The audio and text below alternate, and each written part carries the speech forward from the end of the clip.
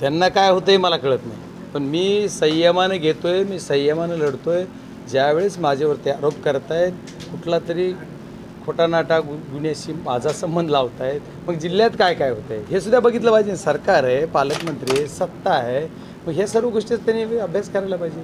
Unnecessary त्यांनी माझ्यावरच काहीतरी आरोप करायचे, त्याला टार्गेट करायचे. निवडणूक विकासावर करा, तत्वावर करा, पण ते निवडणूक दुसऱ्याच माझ्या वैयक्तिक जीवनावर घालायचा प्रयत्न केला जातोय.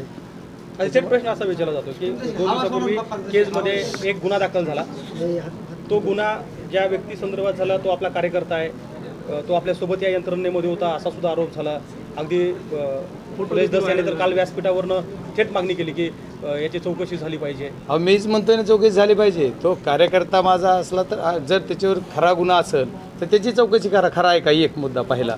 आणि जर गुन्हा दाखल झाला तर तो कार्यकर्ता माझा, आता कुठला कार्यकर्ता, आम्ही राजकारणात काम करत असताना आमच्यासमोर कुणी ना प्रत्येकजणच आहे ना, म्हणजे प्रत्येक व्यक्ती राजकारणात त्याचं मत आम्हाला आवश्यक आहे. त्याच्यामुळे राजकारणात आमच्यासोबत असणाऱ्या माणसांची चौकशी झालीच पाहिजे. जर चूक असेल तर चूकच आहे.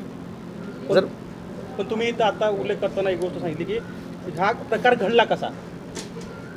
नाही, मी उल्लेख करताना एकच सांगितलं माझ्या मनोगतात की हे चुकीचा प्रकार आहे की त्याच्याशी माझं नाव जोडणं हा चुकीचा विषय. आता कोण कुणाचा मतदार आहे, कोण कुणाचा कार्यकर्ता आहे, याच्या जणू जिल्ह्यामध्ये काय काय चालतं आहे, कोण मटका किंग कुणाच्या आशीर्वादाने चालत आहेत, कोण दारूचे अड्डे चालवत आहे, कोण कुठल्या पोलीस स्टेशनवर कुणाला किती काय होतं आहे, सर्व गोष्टीचाही पोलखोल करावा लागेल.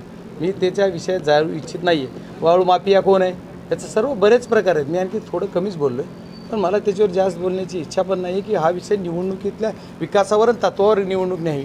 तर निवडणूक दुसऱ्या मुद्द्यावर न्यायची गरज नाही आहे. आणि मग जर माझ्यावर तो आरोप केला तर ह्या आरोपाला ही आरोप आज नाही ना, हा आरोप माझ्यावर वर्षानुवर्ष होत आहे, म्हणजे बऱ्याच दिवसापासून. मग आत्ता आणखी तोच रस्तो डायलॉग तेच, हे चुकीचं आहे ना. बाप्पा, या निवडणुकीमध्ये एक नवा ट्विस्ट आला. एक रेकॉर्डिंग आहे पंकजा मुंडेंची आणि एक रविकांत राठोड म्हणून एक रेकॉर्डिंग आहे. त्या रेकॉर्डिंगमध्ये दबाव टाकला जातो, असं अनेक प्रश्न आहेत त्याच्यामधल्या. कसं पाहताय सगळं? आपल्याला कसं वाटतंय, पत्रकारांना कसं वाटतंय? पत्रकार म्हणून आपण विचारताय, पत्रकारांना म्हणजे ते संवैधानिक वाटतंय का? आणि या सर्व पब्लिकला, समाजाला तुम्ही वेठीस धरताय, समाजाला मुठभर समाज बोलताय. पुन्हा तुम्ही जातीवादी नाही म्हणता, जातीवर तुम्हीच बोलताय. मग हे उमेदवारच जातीवादी, त्याच्यातून सिद्ध झालं आहे की आम्ही जातीवादी नाही आहे, आम्ही कुठल्या जातीवर बोलत नाही, उमेदवारच जातीवर आहेत असं दिसतंय आम्हाला त्या क्लिपवरून तरी. ऑडिओ क्लिप आहे ती. मात्र निवडणूक काळामध्ये अशा पद्धतीनं आश्वासन देणं, आमिष दाखवणं कितपत योग्य आहे? तुम्ही जे आमिष दाखवले ते आमिष आचारसंहितेचा भंग आहे. आणि याच्यावर मी तक्रार देण्यापेक्षा निवडणूक आयोगाने ते ऑडिओ क्लिपचा हवाला देऊन कारवाई करणं उचित आहे. पण निवडणूक आयोग काय करणार आहे मला माहीत नाही.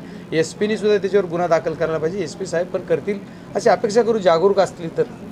काल मोदी यांचं भाषण झाल्यानंतर पंकजा मुंडेंनी एक प्रतिक्रिया दिलेली आहे. जातीजातीतील सलोख्याची तस्करी करू नका असं भावनिक आव्हान त्यांनी केलेलं आहे. तुम्ही कसं पाहताय? प्रत्येक निवडणुकीमध्ये भावनिकतेशिवाय विषयच नाही.